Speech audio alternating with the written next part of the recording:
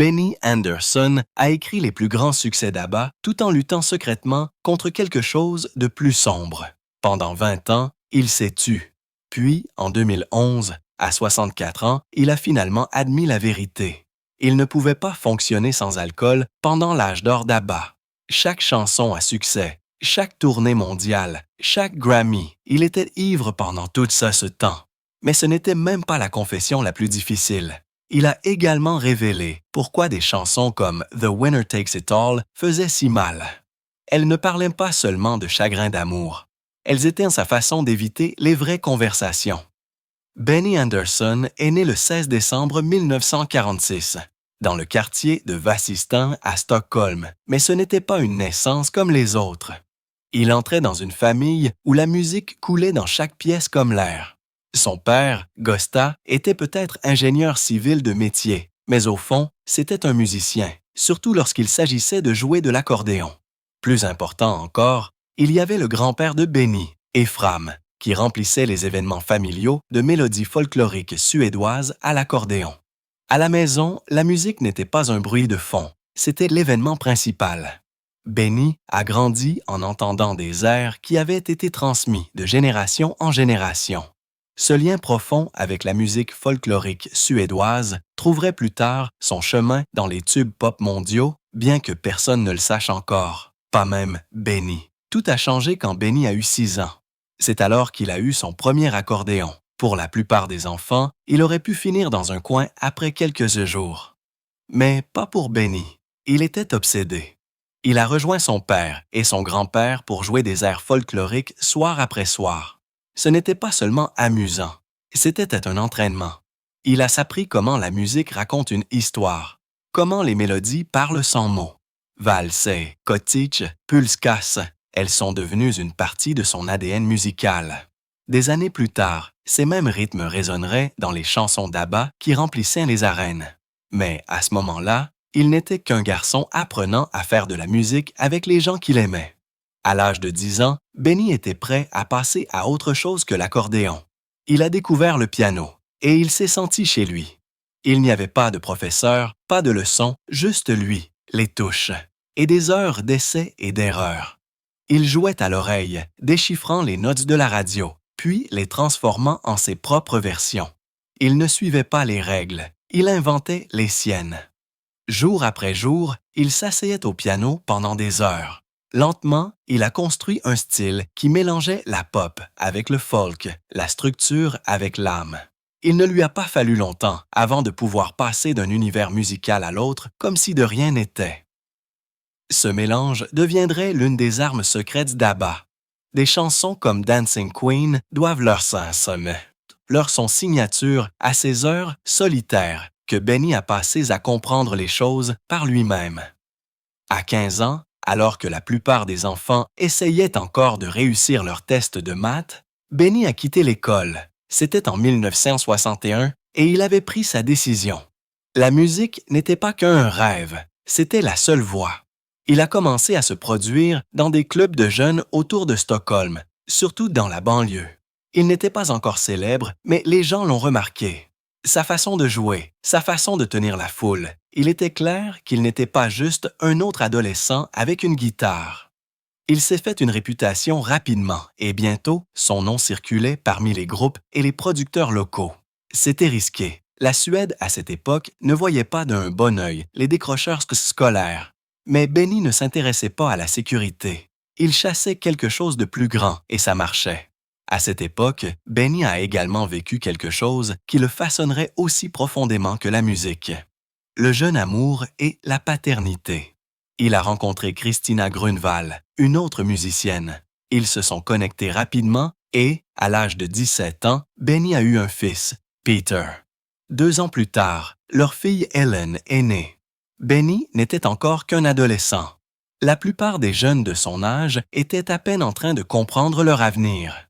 Et le voilà qui essaie de jongler avec les couches et les répétitions. Ce n'était pas facile. Il avait des concerts, des rêves, et maintenant une famille qui dépendait de lui. Mais ces années lui ont appris quelque chose qu'aucune scène n'aurait jamais pu lui apprendre, ce que signifiait avoir de vraies responsabilités. Et ces émotions, la lutte, l'amour, la culpabilité, elles s'infiltreraient un jour dans des paroles qui feraient pleurer des millions de personnes. Benny Andersson n'avait que 17 ans lorsque tout a changé. C'était en octobre 1964. Il n'était pas encore une star. Il travaillait toujours comme employé de banque le jour, mais la nuit, il jouait de la musique. C'est alors qu'il a attiré l'attention de Svenna Hedlund, le chanteur principal des Hep Stars. Lors d'une jam session décontractée, le talent de Benny à l'orgue l'a stupéfié. Quelques jours plus tard, Benny faisait officiellement partie des Hep Stars. Le groupe avait déjà de l'élan, mais Benny a ajouté quelque chose en plus. Sa formation classique mélangée à un instinct brut a donné au groupe un nouveau son. Il a apporté de la complexité sans perdre le rythme. En quelques mois, le groupe a décollé et Benny était au centre de tout. Leur véritable percée a eu lieu en mars 1965. C'est alors qu'ils ont interprété Cadillac à la télévision nationale. L'émission s'appelait Drop-In et plus d'1 million de Suédois l'ont regardé. D'énormes chiffres pour un pays de seulement 7,7 millions d'habitants.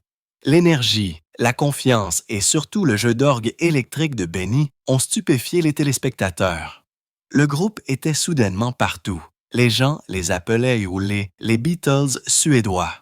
Benny, l'adolescent autrefois discret, était maintenant une idole des adolescents. Les filles criaient son nom. Les photographes le pourchassaient. Cadillac s'est vendu à plus de 80 000 exemplaires, un chiffre énorme à l'époque, surtout dans un marché dominé par les groupes britanniques et américains. Mais Benny ne voulait pas seulement jouer, il voulait créer. Plus tard cette même année, il a écrit sa première chanson originale, No Response. Elle n'a pas atteint le sommet des charts, mais c'était un début. Puis, en 1966, il a écrit Sunny Girl. Cela a tout changé. Ce n'était pas seulement un succès, c'était une percée. La chanson avait une tristesse délicate, quelque chose d'unique à la Suède. Elle a atteint la première place et y est restée pendant des semaines. Benny n'avait aucune formation formelle en écriture de chansons. Il a tout fait à l'oreille. Pourtant, Sunny Girl s'est vendu à plus de 50 000 exemplaires et a été repris dans toute l'Europe. La pop suédoise, longtemps considérée comme de second ordre, avait soudainement un potentiel mondial et Benny était en tête. Entre 1964 et 1969, les H.E.P. Stars ont dominé la pop suédoise et Benny a écrit plusieurs de leurs plus grands succès. Des chansons comme Wedding, Consolation, She Will Love You et It's Nice to Be Back ne se sont pas seulement bien vendues. Elles sont devenues une partie de la culture suédoise. Wedding, sorti en 1966, s'est démarqué par son arrangement riche et son émotion. Consolation et She Will Love You ont toutes deux été dans le top 5. It's Nice to Be Back était un favori des spectacles en direct. Alors que la plupart des groupes aînés suédois copiaient les styles britanniques ou américains, Benny a créé quelque chose d'original. En 1967, les H.E.P. Stars avaient vendu plus de 400 000 disques en Suède, et c'était presque du jamais vu. Et l'écriture de chansons de Benny était au cœur de tout cela. Le 5 juin 1966, Benny Andersson était en tournée avec son groupe, The Hep Stars. Au même moment, Björn Ulvaeus, également âgé de 18 ans, était en tournée avec les chanteurs Utinani. Cet après-midi-là, leurs chemins se sont croisés dans un parc appelé Slottsparken à Linköping. Ils se sont assis sur un banc, guitares à la main, et ont commencé à jouer des chansons des Beatles ensemble. Ce qui a commencé comme une simple jam session allait finir par changer la musique pop à jamais. Ce moment a déclenché un partenariat créatif qui allait mener à ABBA. Plus de 400 millions de disques vendus et l'un des duos d'écriture de chansons les plus réussis de l'histoire. Ce banc de parc existe toujours et aujourd'hui, il joue des chansons d'ABBA lorsque vous vous asseyez dessus. Comme Björn l'a dit un jour, ma vie serait devenue complètement différente si nous ne nous étions pas rencontrés cessantes ici. Peu après cette rencontre, les deux ont commencé à écrire des chansons ensemble. Leur première collaboration fut un morceau intitulé Isn't It Easy to Say. Ce n'était pas un succès mondial, mais cela signifiait tout pour eux. Il a été enregistré par les Heap Stars et est apparu sur un album qui a atteint la 12e place des charts suédois. Cette chanson a prouvé qu'ils avaient quelque chose de spécial. Ils ne se sont pas arrêtés là. À la fin des années 1960, ils écrivaient pour d'autres artistes, perfectionnant leur art et construisant le son qui allait un jour conquérir le monde. Mais ils ne pensaient pas seulement à la musique. Ils pensaient aussi aux affaires. Avec Stig Anderson, qui deviendrait plus tard le manager d'ABBA, ils ont lancé Union Songs, une société d'édition qui leur a donné le contrôle total de leurs droits musicaux. Cette décision était rare pour les musiciens à l'époque. Cela signifiait que lorsque le gros argent commencerait à affluer, ils n'auraient pas à le partager avec des sociétés extérieures. Ils possédaient leurs chansons. Cette décision allait leur rapporter des millions de dollars dans les décennies qui ont suivi et protégé leur héritage. Puis vint 1969. Benny avait participé au concours Mello Festival avec une chanson intitulée Hedge Clown. Il est arrivé en 2e place après un vote tendu. Mais quelque chose de plus important s'est produit cette nuit-là. En coulisses, Benny a rencontré une jeune chanteuse nommée Anni-Frid Lyngad. En quelques semaines, ils sortaient ensemble. Leur romance s'est rapidement transformée en un lien musical. Elle n'était pas seulement sa petite amie, elle deviendrait l'une des voix d'ABBA.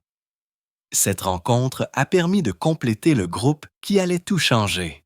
En 1966, Benny et Bern ont sorti un album intitulé Lika, qui signifie « bonheur ». Sur l'un des titres, Hedge Gamlan, ils ont fait appel à leurs petites amies, Anni-Frid et Agnia Feldskog, pour chanter les chœurs. Ce morceau était la première fois que les 4 futurs membres d'ABBA apparaissaient ensemble sur une chanson. Il est devenu un succès en Suède, atteignant la 5e place des charts et restant au sommet des classements radio pendant 5 semaines consécutives. Ce n'était pas seulement une chanson, c'était la naissance de quelque chose d'énorme. 1 an plus tard, en 1971, Stig Anderson a donné une autre opportunité à Benny et Bern. Il les a engagés comme producteurs attitrés chez Polar Music. Ce travail leur a donné tout ce dont ils avaient besoin. Accès au studio, liberté d'expérimenter et expérience pratique dans l'arrangement et l'enregistrement. Ils n'étaient plus seulement des auteurs-compositeurs. Ils devenaient des producteurs complets. Ils ont profité de cette période pour affiner leurs compétences et tester de nouveaux sons. Ces expériences allaient plus tard façonner le style signature d'ABBA. Puis vint la nuit qui a changé leur vie. Le 6 avril 1975, Eurovision, Brighton, Angleterre. Ils ont interprété Waterloo et ont illuminé la scène avec leurs costumes et leur énergie extravagante. La chanson a gagné avec 6 points d'avance, devenant la première victoire de la Suède à l'Eurovision. Waterloo s'est vendu à près de 6 millions d'exemplaires et a même percé les marchés américains et australiens. Mais voici le rebondissement. Benny n'a pas réellement vu cette performance en direct. Il était là sur scène, mais a dit des années plus tard qu'il n'avait pas regardé l'intégralité des images avant des décennies après. Le moment avait été tellement flou qu'il ne l'avait pas pleinement assimilé. À partir de cette nuit-là, Benny et Bern étaient sur une lancée. Entre 1972 et 1982, ils ont écrit et produit toutes les chansons d'ABBA, absolument toutes. De Mamma Mia à Dancing Queen en passant par Fernando. Dancing Queen a atteint la première place dans plus d'une douzaine de pays et est devenu leur seul succès au sommet des charts américains. Fernando s'est vendu à plus de 6 millions d'exemplaires rien qu'en 1976. Ce n'étaient pas seulement des tubes pop, c'étaient des hymnes entendus à travers le monde. Le perfectionnisme de Benny était légendaire. Il passait des semaines à peaufiner les chansons jusqu'à ce que chaque note soit juste. C'est pourquoi la musique tient encore aujourd'hui. Ce qui rendait le son d'ABBA si spécial, ce n'était pas seulement les mélodies. C'était quelque chose de plus profond. Benny avait grandi avec la musique folklorique suédoise et il ne l'a jamais laissée derrière lui. Il l'a mélangée avec la pop britannique, le rock américain et même le disco. Le résultat était quelque chose de nouveau, entraînant mais émotionnel, joyeux mais triste. Les chansons d'Abba vous faisaient danser, mais elles vous faisaient aussi ressentir des choses. Le talent de Benny en tant que compositeur et arrangeur a contribué à créer un son à la fois frais et intemporel. Alors que le groupe explosait en popularité, ils ont fait le tour du monde. Mais Benny n'était pas intéressé par la gloire. Il était toujours plus intéressé par le studio que par la scène. Il jouait des claviers pendant les spectacles et maintenait la musique serrée, mais son cœur était dans l'écriture. Même en voyageant, il continuait à composer. Cet équilibre, jouer en direct et créer de nouvelles musiques, était rare. La plupart des gens choisissent l'un ou l'autre. Benny faisait les deux. Au fil du temps, ABBA a vendu plus de 335 millions de disques, mais Benny n'a jamais couru après les projecteurs. Il a couru après le son. Il a continué à pousser, à continuer à créer. Même après que le groupe ait cessé de jouer et grâce à ses premiers choix, comme le lancement d'Union Songs et l'apprentissage de la production à l'intérieur des Polar Studios, il avait la liberté de continuer à son propre rythme. Benny Andersson était déjà une star en Suède avec son groupe The Hep Stars. Annifred Lyngstad, tout le monde l'appelait Freda, gagnait en notoriété après avoir remporté un concours national de chant. Lorsque leurs chemins se sont croisés, quelque chose a cliqué. Ce n'était pas seulement romantique, c'était créatif. Cette même année, ils ont officialisé leur relation. Benny a commencé à aider Freda avec sa musique solo. Ce qui a commencé comme une collaboration s'est rapidement transformé en quelque chose de beaucoup plus grand. En 1971, ils ont emménagé ensemble. Ils ne sortaient plus un et se ne sientent plus ensemble. Ils construisaient quelque chose. Pas seulement une vie, mais un son. Ce son serait bientôt connu dans le monde entier sous le nom d'ABBA. Benny et Freda n'étaient pas seuls. Björn Ulvaeus et Agnea Fältskog les ont rejoints. 2 couples, un groupe. La chimie était réelle sur scène et en dehors. Les fans ont adoré. La musique était entraînante, mais les couples lui donnaient du cœur. Benny et Freda sont devenus le moteur émotionnel du groupe. Le 6 octobre 1978, après près de 9 ans de vie commune, Benny et Freda se sont mariés. À cette époque, ABBA avait déjà conquis l'Europe. Des chansons comme Dancing Queen et Take a Chance on Me résonnaient partout à la radio, même en Amérique. Leur mariage n'était pas seulement une célébration personnelle, c'était une information nationale en Suède. Les paparazzis ont envahi la cérémonie. Les fans ont campé à l'extérieur pour avoir un aperçu. En surface, cela ressemblait à un conte de fées. Mais en coulisses, les choses n'étaient pas si simples. Benny avait toujours été plus à l'aise en studio que dans la vie réelle. Il l'a admis plus tard. Il s'exprimait mieux à travers la musique. Alors que Freda s'ouvrait facilement, Benny versait ses sentiments dans des accords et des mélodies. Leur amour vivait dans la musique, pas dans les conversations. Pendant un certain temps, cela a fonctionné. Leur duo avait un feu qui ne pouvait pas être simulé. Mais lorsque l'enregistrement s'arrêtait, la distance commençait à se faire sentir. Freda voulait du lien. Benny, en dehors du studio, se fermait souvent. Ce décalage émotionnel a augmenté avec le temps. Ce qui était autrefois intime a commencé à se sentir seul. Freda aspirait à un amour direct et à de l'honnêteté. Benny offrait des harmonies à la place. Leur musique continuait de sonner de mieux en mieux, mais leur lien personnel a tranquillement commencé à s'effondrer. Fin 1980, ils se sont séparés. Le divorce est survenu 1 an plus tard. En 1941, le timing n'aurait pas pu être plus révélateur. ABBA approchait de sa fin. Leur dernier album studio, The Visitors, est sorti la même année. Il sonnait différemment, plus sombre, plus triste. Des chansons comme When All Is Said and Done et One of Us portaient une réelle douleur. Les auditeurs l'ont ressenti. Ils entendaient l'effondrement non seulement d'un groupe, mais de 2 mariages. Cet album, selon certains, est un chef-d'œuvre de la pop en raison de son réalisme. La rupture de Benny et Freda lui a donné son âme. Mais il y avait une autre bataille que Benny menait discrètement, et depuis des années, l'alcool. Au sommet de la gloire d'ABBA, alors que le monde dansait sur leur tube, Benny buvait de plus en plus.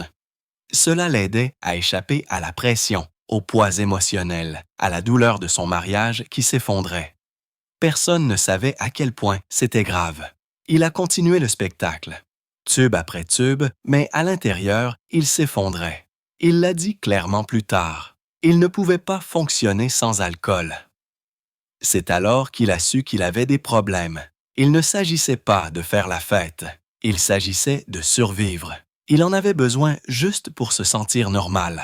Cela lui faisait peur. La gloire lui avait tout donné, mais la dépendance menaçait de tout lui enlever. En 2001, 20 ans après le dernier grand succès britannique d'Alba, The Winner Takes It All, Benny a arrêté de boire. Le timing était plus qu'une coïncidence.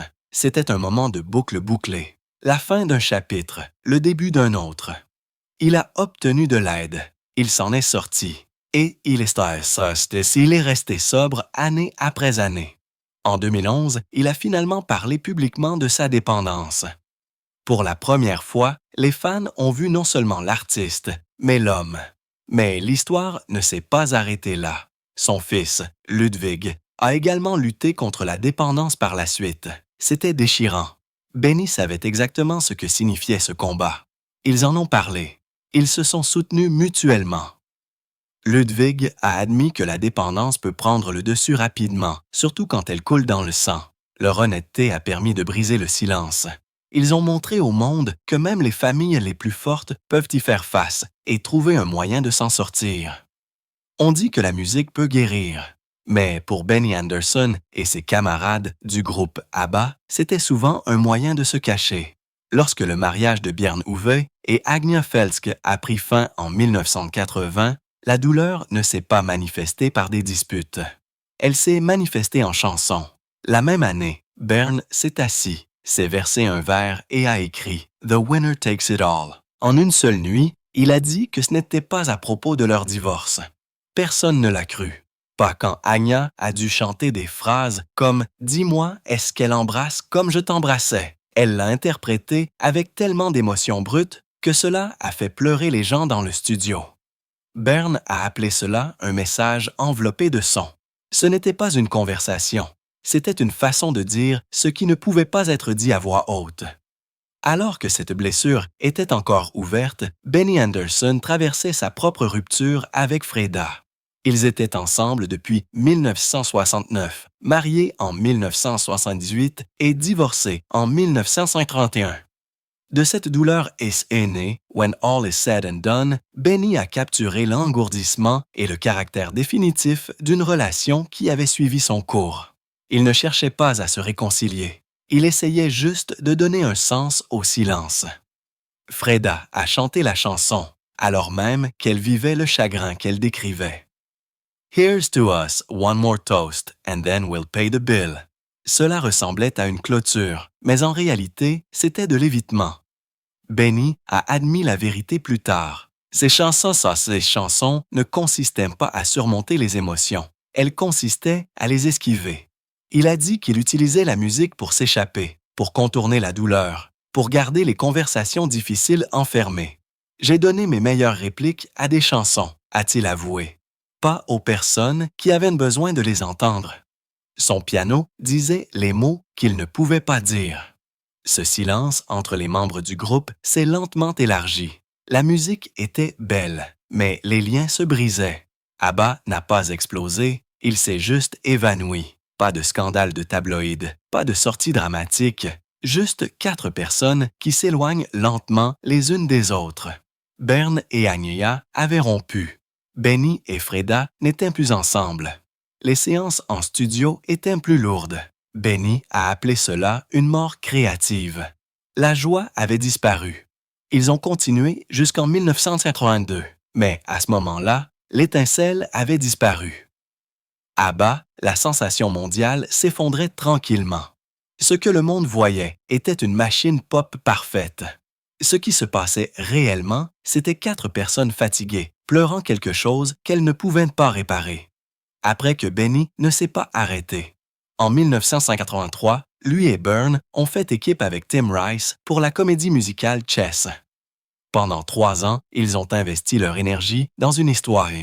Histoire inspirée par la tension de la guerre froide et un match d'échecs entre Bobby Fischer et Boris Spassky. Ce n'était pas que du théâtre. C'était de la stratégie, de la politique et de la passion mise en musique. One Night in Bangkok est devenu un succès mondial, même s'il a été interdit en Thaïlande en raison de ses paroles. I Know Him So Well, un duo entre deux femmes amoureuses du même homme, a dominé les charts britanniques pendant 4 semaines consécutives. Lorsque Chess a été joué dans le West End de Londres en 1986, il a duré 3 ans. ABBA était fini, mais Benny avait trouvé une nouvelle scène. Mais même avec un succès international, quelque chose continuait d'attirer Benny chez lui. Dans les années 1990, il est retourné à ses racines. Pendant 5 ans, lui et Byrne ont travaillé sur Christina from Duveola, une comédie musicale basée sur des romans suédois sur le voyage d'une famille en Amérique dans les années 1800. Elle a été créée le 7 octobre 1995 à Malmö et a été jouée 671 fois à travers la Suède. Plus d'1 million de personnes sont venues la voir. L'album de la distribution est resté dans les charts pendant 65 semaines. Une chanson, Gule blev Tilson, est devenue un briseur de records à la radio suédoise. Les critiques ont qualifié Benny de Schubert des temps modernes. Il ne courait plus après les tubes. Il courait après l'histoire, la mémoire et le sens. Puis, la scène mondiale est revenue. En 2009, Christina a atteint le Carnegie Hall à New York. 1 an plus tard, elle a été jouée au Royal Albert Hall à Londres. La star originale, Helen Schuholm, a chanté une fois de plus, rejointe par le ténor britannique Russell Watson, avec un orchestre de 50 musiciens derrière eux. Ils ont fait entendre l'histoire suédoise à des oreilles internationales. Le spectacle avait été réduit à un peu moins de 4 heures, mais chaque seconde comptait. Les producteurs américains doutaient que cela fonctionne. Le ton était trop sérieux, trop triste, trop long. Mais ces spectateurs se sont levés et ont applaudi. L'histoire des immigrants a touché tous les foyers. En 2001, Benny a eu une autre idée. Il a formé BAO, l'orchestre de Benny Andersson. Il comptait 16 musiciens. Certains étaient assez classiques. Certains étaient folkloriques et tous étaient parmi les meilleurs de Suède. Ellen Schoem et Tommy Körberg ont rejoint le groupe en tant que chanteurs. Leur premier album a dominé les charts suédois et y est resté pendant 55 semaines. Été après été, Bo a fait le tour du pays. Mais ce n'était pas que des concerts. C'était de la danse, de la communauté, de la tradition. On se sentait à nouveau en Suède. Benny ne réinventait pas la musique. Il la ramenait à la maison. Et avec le temps, les propres oreilles zélées de Benny ont également changé. L'homme qui a donné au monde la perfection pop a complètement cessé d'écouter de la pop. De nos jours, il écoute Bach, juste Bach, tous les soirs. Il a dit, il y a quelque chose de mystique là-dedans. Danse quelque chose qui va au-delà de la mélodie. En 2017, il a sorti un album solo de piano chez Deutsche Grammophon. La vie de Benny Andersson après ABBA n'a pas ralenti. En fait, elle est devenue plus profonde, plus riche et plus significative d'une manière que peu avaient prévu. En 1995, quelque chose d'extraordinaire s'est produit. Le gouvernement suédois lui a décerné un professorat de musique. Ce n'était pas un titre ordinaire. C'est l'une des plus hautes distinctions de la culture suédoise, généralement réservée aux personnes qui ont changé la façon dont leur art est perçu. Benny était l'un d'eux, mais ce n'était que le début. 12 ans plus tard, en 2007, il a été intronisé à l'Académie royale suédoise de musique. Ce groupe existe depuis 1571 et il comprend les plus grands esprits musicaux de Suède. En faire partie, c'est être reconnu comme un trésor national. Et en 2008, l'Université de Stockholm lui a décerné un doctorat honorifique, non seulement pour ses tubes pop, mais pour quelque chose de plus. Ils ont honoré son travail dans la préservation de la musique folklorique suédoise et pour avoir guidé les jeunes artistes qui essayaient de trouver leur voix.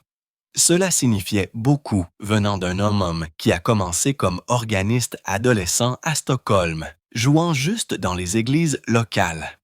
Il était passé de petits concerts à la gloire mondiale et maintenant aux plus hautes sphères du respect musical. Mais Benny n'a pas gardé cette sagesse pour lui. À la fin des années 1990, il a vu ce que la gloire pouvait faire aux gens. Il l'avait vécu. La pression, les attentes, la tentation de noyer le stress dans l'alcool. Il ne voulait pas que les jeunes musiciens vivent la même chose seuls. Il a donc commencé à encadrer de nouveaux talents. Il avait déjà fondé Mono Music en 1987. Mais ce n'était pas seulement un label. C'est devenu un espace sûr pour les compositeurs et auteurs-compositeurs en devenir. Beaucoup d'entre eux ont été invités dans son propre studio sur l'île de Skeppsholmen, en plein cœur de Stockholm.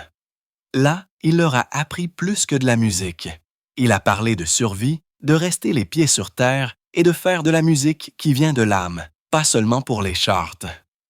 Certains des plus grands non modernes de la région ont discrètement fait leur début sous sa direction.